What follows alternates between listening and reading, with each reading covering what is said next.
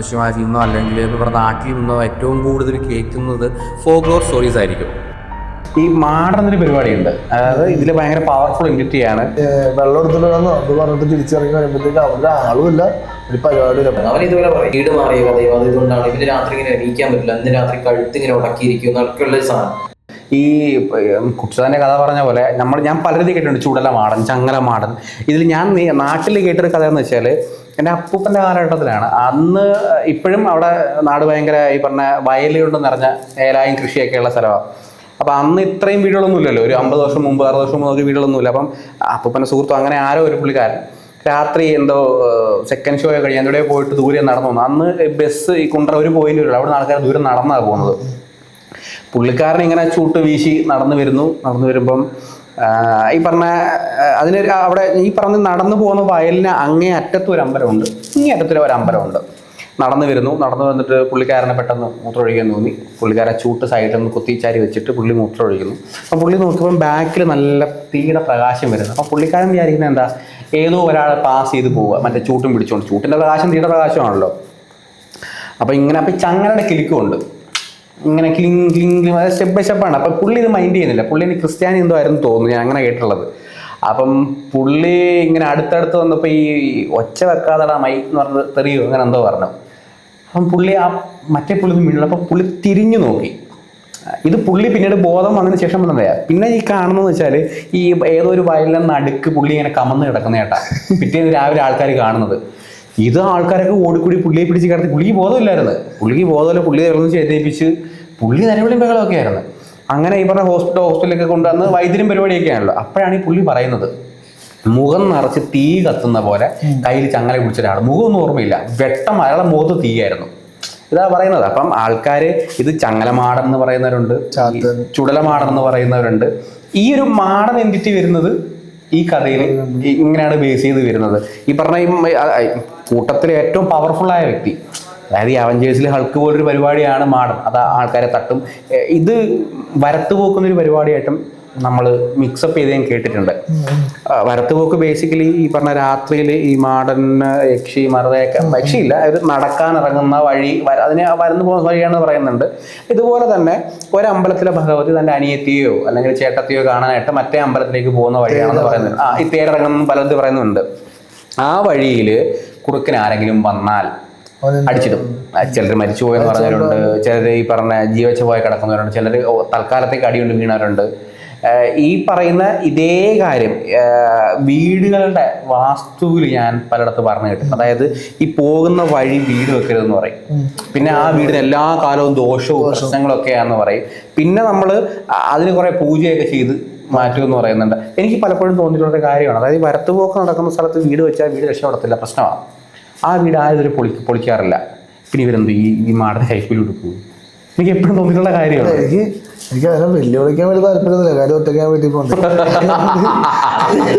അല്ല, ഞാൻ ഒറ്റയ്ക്ക് പോകുന്ന വെച്ചാൽ ഞങ്ങൾ പോണ വഴിക്ക് ഒരു അമ്പലമുണ്ട്. ആ അമ്പലത്തിൽ ചുറ്റുപറ്റി ഇതേപോലെ കുറെ തേരിന്റെ കഥ ഇഷ്ടം പോലെ അവിടെ കിടന്ന് കറങ്ങുന്നുണ്ട്. അതിൽ എൻ്റെ അപ്പ പറഞ്ഞൊരു കഥ ഉണ്ടായിരുന്നു. അതായത് ഒരു പരിപാടി കഴിഞ്ഞിട്ട് ഞങ്ങൾ താത്തിയ എന്തോ അപ്പയൊക്കെ പറഞ്ഞ എനിക്ക് ഓർമ്മ, ചെറുപ്പത്തിൽ കേട്ട പരിപാടി എന്തോ കഴിഞ്ഞിട്ട് പുള്ളിക്കാരത്തി സമയത്ത് രാവിലെ രാത്രി വന്നെൻ്റെ ഓർമ്മ. അപ്പ പറഞ്ഞിട്ട് പുള്ളിക്കാരത്തി അവിടെ ഇറങ്ങുന്ന സമയത്ത് വഴിയിലൊന്നും ആരും ഉണ്ടാവില്ല. അന്ന് പാടമാണ് ഫുള്ള്, ആ ഏരിയ ഫുള്ള് പാടമാണ്. എറണാകുളം ഇപ്പൊ ഉള്ള ഈ നമ്മുടെ സെൻട്രൽ സ്ക്വയറിന് അവിടെ പോകണ വഴിയില്ല, അത് മൊത്തം ഫുള്ള് പാടമായിരുന്നു. അപ്പൊ ഇത് കടവന്ത്ര ഏരിയ. കടവന്തറിൽ ആ മൊത്തം നേരെ ഒരു ചെറിയൊരു ചാല് പോലത്തെ ഒരു ഇതുണ്ടാവും. പിന്നെ അവിടെ സൈഡിൽ തിണ്ണ പോലത്തെ ഈ കെട്ട് പോലത്തെ ഒരു വഴി പുള്ളിക്കാരത്തി നടന്നു പോകും. പക്ഷെ അന്നുള്ള ഒറ്റൊരു സ്ഥലം എന്ന് വെച്ചാൽ അമ്പലം. ആ അമ്പലം 2 അമ്പലം ഉണ്ട് അവിടെ. ഒന്ന് ഈ വിനായകയുടെ അപ്പുറത്തൊരു അമ്പലമുണ്ട്, ഒന്ന് കവലക്കൽ എന്ന് പറഞ്ഞ തൊട്ടപ്പുറത്ത് വേറെ അമ്പലമുണ്ട്. ഈ അമ്പലത്തിന്റെ അവിടെ തേടി ഇറങ്ങണ വഴിയാണെന്ന് എല്ലാവരും വരത്തുപോക്ക് എന്നുള്ള സംഭവം. ഇത് ആ വഴി പോണ ഒരു ഏരിയ ആണെന്ന്. 2 അമ്പലം അടുത്തടുത്തുണ്ട്. അവിടെ അതിപ്പോഴും ഭയങ്കര ആൾക്കാർക്ക് ഭയങ്കര കുറെ ജനങ്ങൾ എപ്പോഴും ഉത്സവം ഭയങ്കര പരിപാടിയൊക്കെ അവിടെ. ഇത് പുള്ളിക്കാരത്ത് ആ വഴി പാസ് ചെയ്യുന്ന സമയത്ത് പെട്ടെന്ന് ഒരു പുള്ളിക്കാരത്ത് ഒരു സ്ത്രീ വന്നിട്ട് ബാക്കിൽ നിന്ന് വിളിച്ചിട്ട്, ഈ വഴി ഇപ്പൊ പാസ് ചെയ്യരുത്, ദേവി പോണ സമയമില്ല, എന്തിനാണ് ഇവിടെ വന്ന് നിൽക്കണേ. ഭയങ്കര മാന്യമായിട്ടൊരു ഭയങ്കര അതുവരെ ഒന്നും കാണാത്തൊരു പുള്ളിക്കാരത്തി, ഭയങ്കര ഭംഗിയുള്ള ഒരു സ്ത്രീ വന്നിട്ട് ഈ പുള്ളിക്കാരനെ വിളിച്ചിട്ട് ഇങ്ങനെ പുറകെ തട്ടി വിളിച്ച് പേടിച്ചിട്ട് തിരിഞ്ഞു നോക്കണേ. ഇത് പുള്ളിക്കാരത്തിന്റെ ഇങ്ങനെ പേര് പറഞ്ഞു താത്തി എന്നുള്ള, അങ്ങനെ പുള്ളിക്കാരത്തെ അങ്ങനെ അധികം ആരും വിളിക്കാത്ത ടൈപ്പ്. ഈ പുള്ളിക്കാരത്തേക്കാണെങ്കിൽ ഈ വന്ന് വിളിച്ച സ്ത്രീനെ ഈ പറഞ്ഞ ആളെ കണ്ടിട്ടുമില്ല. ഇവർ രണ്ടുപേരും കൂടി ഞാൻ കൊണ്ടുപോയി വീട്ടിലാക്കാം എന്നിട്ട് രണ്ടുപേരും കൂടി നടന്ന് അവിടെ ആയി പുള്ളിക്കാരത്തെ വീട്ടിൽ കൊണ്ടാക്കി. പക്ഷെ അന്ന് പുള്ളിക്കാരൻ ചിന്തിച്ചിട്ടുണ്ടാവില്ല.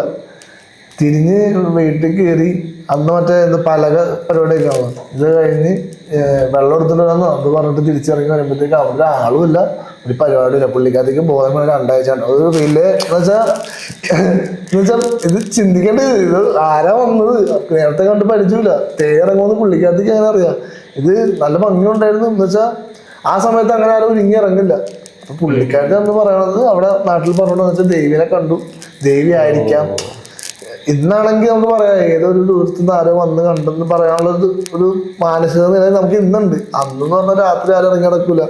പിന്നെ ഈ പുള്ളിക്കാരത്തേക്ക് തേരി പ്രത്യേകിച്ച് ആ വഴി ഇപ്പോഴും ഭയങ്കര പ്രശ്നമുള്ള ഒരു, ഇപ്പം പിന്നെ വണ്ടിയൊക്കെ വന്ന് പിന്നെ മാറിയിട്ടുണ്ട്. പക്ഷെ ഈ കഥ ആ വഴി അമ്പലത്തിന്റെ ഫ്രണ്ടിൽ കൂടി പോകുമ്പോൾ ഞാൻ എപ്പോഴും ഫസ്റ്റ് ആലോചിക്കുന്നത് അറിയില്ല. ഇത് പറഞ്ഞിട്ടാണ് ഇപ്പൊ ഞാന് ഇപ്പൊ ജിന്നിന്റെ കാര്യമൊക്കെ പറഞ്ഞില്ല. ഇപ്പൊ ഞാൻ എൻ്റെ ഒരു പഠിക്കുന്ന സമയത്ത് ഞാൻ പല സ്ഥലങ്ങളിലും ഈ ജേർണലിസം പഠിച്ചു തുടങ്ങുന്ന സമയത്ത് അഡ്മിഷന് വേണ്ടിയിട്ട് പല സ്ഥലം കാലിക്കറ്റൊക്കെ പോയ സമയത്ത് പല ആൾക്കാരും പല രീതിയിൽ ഞാൻ പോയി പെട്ടുപോയി. എൻ്റെ കുറച്ച് കാശ് ഒരു സ്ഥലത്ത് പെട്ടുപോയിട്ട് ഞാൻ അത് മേടിച്ച് വരാൻ വേണ്ടി തിരിച്ചു. അപ്പൊ എനിക്ക് നിൽക്കാൻ സ്ഥലമില്ല, എവിടെ താമസിക്കണമെന്ന് അറിയില്ല. അപ്പോൾ പല ആൾക്കാരും സഹായിച്ചിട്ടുണ്ട്. മീൻസ് ഓക്കെ ഞാൻ എവിടെന്നെങ്കിലും കാശ് ഒപ്പിച്ച് കൊടുക്കുന്ന സമയത്ത് എന്നോട് വേണ്ടാന്ന് പറഞ്ഞ ആൾക്കാരുണ്ട്. ഹോസ്റ്റലിലെ ഇതൊരു വേറൊരു ഹോസ്റ്റലാണ്. അപ്പൊ ഞാനിത് പിന്നെ കുറെ നാൾ കഴിഞ്ഞിട്ടാണ് ഞാൻ ചിന്തിക്കുന്നത്. ഈ ആൾക്കാരിങ്ങനെ പറഞ്ഞില്ല ഈ നല്ല ജിന്നുണ്ടാവും, ചീത്ത ജിന്നുണ്ടാവും. ഇപ്പൊ വാട്ടെവർ ഇറ്റ് ഈസ്. ഇപ്പം നമ്മൾ ഏറ്റവും കൂടുതൽ ഈ ഏത് റിലീജിയനെ ബേസ് ആണ് ഏറ്റവും കൂടുതൽ ഫോക്ലോർ കേട്ടിട്ടുള്ളതെന്ന് വെച്ചാൽ അത് ഹിന്ദു മതത്തിനെ ബേസ് ചെയ്തിട്ട് തന്നെയാണ്. അപ്പൊ നമ്മൾ പറഞ്ഞ കാര്യങ്ങളൊക്കെ നമ്മളെല്ലാവർക്കും ഏത് മതത്തിൽപ്പെട്ട ആൾക്കാരായാലും നമ്മൾ ഈ കണക്ഷൻ അവിടെ വരുന്നുണ്ട്. ഞാനൊരു സമയത്ത് ചിന്തിച്ചിട്ടുണ്ട് ഈ വന്ന് ചിലപ്പോൾ നമ്മളെ സഹായിച്ച ആൾക്കാരൊക്കെ നല്ല ജില്ല, പിന്നെ ആൾക്കാർ നമ്മൾ കണ്ടിട്ടില്ല, ഒരിടത്ത് കാണില്ല, ചില പല സ്ഥലത്ത് വെച്ച് കാണുന്നു. അങ്ങനത്തെ കുറെ നമ്മൾ ചിലപ്പോൾ നമ്മളങ്ങനെ കേട്ട് ചിന്തിക്കുന്നുണ്ടാവാം. ഇതിൽ ഈ പറഞ്ഞ കാര്യത്തിൽ ഇപ്പം ഈ പറഞ്ഞത്, അതായത് നമ്മളെ സഹായിക്കുന്ന ശരിക്കും നല്ല ജിന്നായിരുന്നെങ്കിലോ, ഇതുപോലൊരു റിവേഴ്സ് പരിപാടിയുണ്ട്. അതായത് ഈ നല്ല ജിന്നുകൾ ശരിക്കും നല്ല മനുഷ്യരായിരുന്നെങ്കിലോ, അതായത് നമ്മൾ ഡെയിലി എത്ര പേരെ കാണുന്നു, ചിലപ്പം നമ്മൾ പല വീഡിയോ കണ്ടില്ല, റാൻഡം ആക്ട് ഓഫ് കൈൻഡ്നെസ്, അതായത് പെട്ടെന്ന് സഹായിക്കാൻ അയാൾ പോകും. ഇങ്ങനെ നോക്കിയാൽ നമ്മൾ ഈ പറഞ്ഞ യക്ഷി മാടൻ മറത പ്രേതം പരിപാടിയുടെ ബാക്കിലേക്ക് പോയാൽ അതിൻ്റെ പൊളിറ്റിക്സ് ആണെങ്കിലും ശരി, അതിൻ്റെ ലോജിക്കലായിട്ട് നമ്മൾ കണ്ടെത്തുന്ന ആൻസറും ഭയങ്കര വിചിത്രമായിരിക്കും. ഇപ്പം യക്ഷിയുടെ കാര്യത്തിൽ പറയുകയാണെങ്കിൽ ഇതിനൊരു കോമൺ ഇക്വേഷനൊക്കെ ഉണ്ട്. അതായത് ഈ നല്ല നിലാവുള്ള പൂർണ്ണ എന്നുള്ള രാത്രി 1, പിന്നെ പാല പൂത്ത സമയം 2, അതായത് പാലടം മരുന്ന് താഴെ കറക്റ്റ് അളവ് ബ്ലൗസിനടിച്ച് സാരിയൊക്കെ കൊടുത്ത് പുള്ളിക്കാരോട് നിൽക്കും. ഇതാണ് നമ്മൾ കേൾക്കുന്ന കഥ. കേൾക്കുമ്പോൾ എന്താ, ഒരാൾ വരുന്നു, അപ്പം ചുണ്ണാമ്പുണ്ടോ എന്ന് ചോദിക്കുന്നു. അപ്പം പുള്ളിക്കാരൻ ഇത്ര സുന്ദരിയായ കുട്ടി രാത്രി ഇങ്ങനെ ഒറ്റയ്ക്ക് നിൽക്കുന്നു, കുറച്ച് ചുണ്ണാമ്പ് കൊടുത്തേക്കാം. അതേ ആലോചിക്കണം, ചുണ്ണാമ്പ് മോള് മുറുകിക്കോ. ഇവർ രണ്ടിരുന്ന് മുറുക്കുന്നു. അപ്പം ഇതൊക്കെ എൻ്റെ വീട്ടിലേക്ക് ക്ഷണിക്കുന്നു. അപ്പം ഈ വന്ന ആൾ പാവം ഒരു കൊച്ചു വിളിച്ചതല്ലേ, പുള്ളിക്കാരി പോകുന്നു. പിറ്റേന്ന് ഈ പറഞ്ഞ പല്ലും നഖവും മാത്രം കാണുന്നു, അല്ലെങ്കിൽ രക്തം പറ്റിയ ദേഹം കാണുന്നു. പക്ഷെ ഇതിൽ ഞാൻ എപ്പോഴും നോക്കിയൊരു കാര്യമുണ്ട്, ഈ കഥ നമ്മൾ കേട്ടിട്ടുള്ളത്, അതായത് അന്ന്, അതായത് ഞാൻ ഈ നമ്മൾ കേൾക്കുന്ന കഥ മൊത്തം കുറച്ച് 10, 30, 40, ചിലപ്പോൾ 50 വർഷം പഴക്കമുള്ള കഥയായിരിക്കും. ഇപ്പം തന്നെ ആൾക്കാർ പറയുന്നുണ്ട് രാത്രി പെണ്ണുകൾ ഇറങ്ങി നടക്കരുതെന്ന്. അപ്പോൾ ഈ രാത്രി വരുന്ന ഒരുത്തിന് ഈ പെങ്കൊച്ചിനെ അവിടെ നിൽക്കുന്ന കാണുമ്പോൾ ഇവരെന്താ പേടിക്കാത്തത്? ഈ പറയുന്ന ഈ ഇക്വേഷൻ പരിപാടിയാണ് എനിക്ക് ഭയങ്കര വിചിത്രമായിട്ട് തോന്നുന്നത്. ഈ പാല പൂക്കുക, ഈ പറഞ്ഞ പൂർണ്ണചന്ദ്രൻ, പറഞ്ഞ ഈ സുന്ദരിയായ സ്ത്രീ നിൽക്കുക, ഈ രാത്രിയിൽ നട്ടപ്പാതിരേക്ക് നമ്മളിപ്പോൾ നമുക്ക് KCB ലൈറ്റും പരിപാടിയൊക്കെ ഉണ്ട്, അല്ലെങ്കിൽ എന്തെങ്കിലും വഴികളൊക്കെ ഉണ്ട്. ഈ ചൂട്ടിന്റെ വെളിച്ചത്തിൽ ഇവന്മാർ ഇത്രയും കാണിക്കണത് എന്താ പരിപാടി എന്ന് ഭയങ്കര വിചിത്രമായിട്ട് തോന്നിയിട്ടുണ്ട്. അതിപ്പോ ഞാൻ ഇങ്ങനെ ഭയങ്കര വാചാലായിട്ട് എനിക്ക് പ്രേതം അത് വെള്ളസാരി എടുത്ത് വന്നുണ്ട്, അപ്പൊ വെള്ളസാരി എടുത്ത് വന്നത് ഞാൻ പറയും എന്റെ കൂടെ വന്നുണ്ടോ എന്നൊക്കെ ചോദിക്കാൻ സിമ്പിളായിട്ട് എനിക്ക് പറ്റും. പക്ഷെ ഞാൻ ഈ വഴി ഇറങ്ങുമ്പോഴത്തേക്ക് ആ മൂലയിൽ ഒരു ചേച്ചി ഇങ്ങനെ പടി പോലെ വെള്ളസാരി എടുത്ത് എന്റെ റീല് അവിടെ കട്ടാണ് തീർന്ന് ഞാൻ ഓടും. ചിലപ്പോ ഞാൻ ഓടും, ചിലപ്പോൾ അവിടെ കരയും, ചിലപ്പോ പാന്റിന് മുഴുവൻ ഇല്ല, അതൊരു അറ്റാക്ക് അടിച്ച് തീരും അവിടെ. നമുക്ക് കേട്ടേക്കണ പരിപാടി നമ്മൾ റിയാലിറ്റിയിൽ വന്ന് നോക്കുമ്പോഴത്തേക്കും നമുക്ക് രണ്ടും, അതായത് നമ്മുടെ ഉള്ളിന്റെ ഉള്ളിലേക്ക് നമുക്ക് ചെറുപ്പം തൊട്ട് ഒരു ആരോ വഴി ഒന്നും പേടിക്കണ്ട. നമ്മൾ രണ്ടുപേരും മാത്രം ഇരിക്കുമ്പോൾ ചേട്ടൻ ഭയങ്കര മിസ്റ്റീരിയസ് ആയിട്ട് എന്നോട് ചിരിച്ചോണ്ടിരുന്ന ഞാൻ പേടിക്കും. അത് നമ്മുടെ ഉള്ളിന്റെ ഉള്ളിൽ ഒരു ഇൻബിൽഡ് പേടിയുണ്ട്. ഭയങ്കരമായിട്ട് ഇപ്പൊ നമ്മളും ഞാനും പല ഈ പറഞ്ഞ പോലെ സുഹൃത്തുക്കളുടെ ഇടയിലാണെങ്കിൽ കുറെ ചർച്ചകൾ വരിക, നമ്മൾ കുറെ സംസാരിക്കും. നമുക്ക് പരിധികളൊന്നും ഉണ്ടാവില്ലല്ലോ. നമ്മൾ സംസാരിക്കും, നമ്മളൊരു കൺക്ലൂഷനിലെത്തും, നല്ല ഹെൽത്തി ആയിട്ടുള്ള കോൺവെർസേഷൻസ് പോകുന്ന സ്ഥലം. അപ്പൊ പല സ്ഥലത്തും എൻ്റെ ഒരു സുഹൃത്ത് ഇങ്ങനെ ട്രിവാൻഡ്രം പട്ടം സൈഡിൽ താമസിക്കുന്ന ഒരു ഫ്രണ്ട് ഉണ്ടായിരുന്നു. അവൻ ഇതുപോലെ പറയും, ഇങ്ങനെ വീട് മാറിയ കഥയും അത് ഇതുകൊണ്ടാണ് ഇവന് രാത്രി ഇങ്ങനെ എണീക്കാൻ പറ്റില്ല, അന്ന് രാത്രി കഴുത്ത് ഇങ്ങനെ ഉടക്കിയിരിക്കും എന്നൊക്കെയുള്ള ഒരു സാധനം. അപ്പൊ ഞാനിങ്ങനെ നിങ്ങളുടെ തോന്നലാണ്, സൈക്കോളജി ഇങ്ങനെ പറയുന്നുണ്ട് എന്നൊക്കെ പറയും. പക്ഷെ അന്ന് രാത്രി എനിക്ക് അവിടെ നിന്ന് വീട്ടിൽ പോകാൻ പാടായിരിക്കും. ബുദ്ധിമുട്ടാണ്.